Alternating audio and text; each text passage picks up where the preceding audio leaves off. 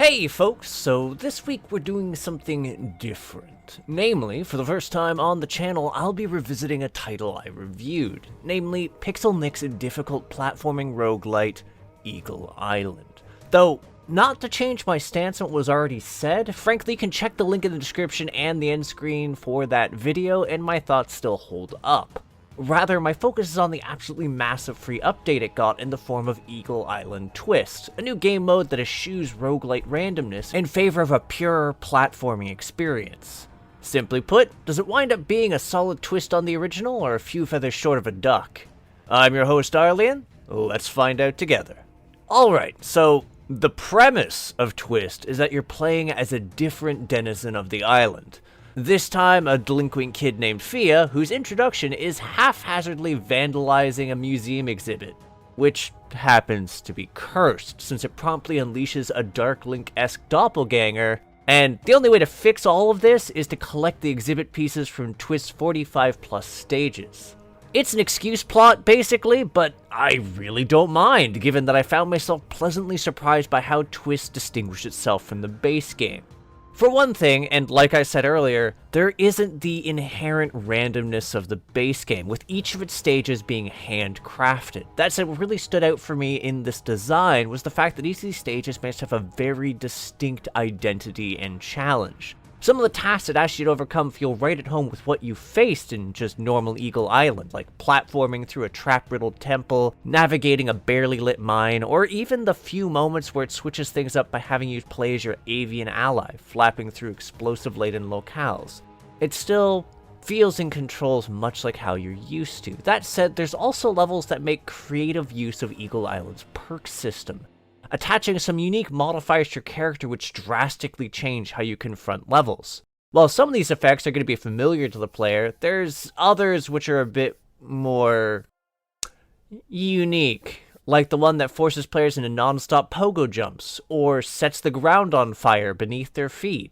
And then there's the stages and modifiers which really stick out. For instance, one of the later levels boils down to super hot but Eagle Island. And I don't just mean the way that Eagle Island flashes on the screen in the intro. No, the perk modifier for that stage makes things move at a crawl when you're standing still, which helps a lot given how vicious it is. Another one has you dying in one hit while navigating an absolutely malicious puzzle stage that feels like it would be right at home and I wanna be the guy. And then there's the boss fights. I mean, most of them stand out for just being extremely challenging ordeals. And then there's the one that breaks out into a ridiculous Super Smash Bros. Match. It's honestly great and pretty relaxing. Like, it made for a great palate cleanser after a slew of frustratingly difficult stages. And that was sort of needed, really, given I wasn't just tackling the challenges of the main game. Oh no, see, I also had an investment in unearthing Twist's side content. Not so much the challenge medals for the stages, which are acquired by deathlessly clearing the stage while holding a certain amount of coins. Rather, my fixation was emerald hunting. These collectible items are squirreled away in stages and serve as a form of currency for a brand new Corte of power-ups exclusive to Twist. Technically, you only buy 3 of them, with the 4th one being unlocked by getting the other 3, but these things are cool, like a Ricocheting Owl Power-Up or a nifty teleport, and just one that throws shurikens everywhere that explode.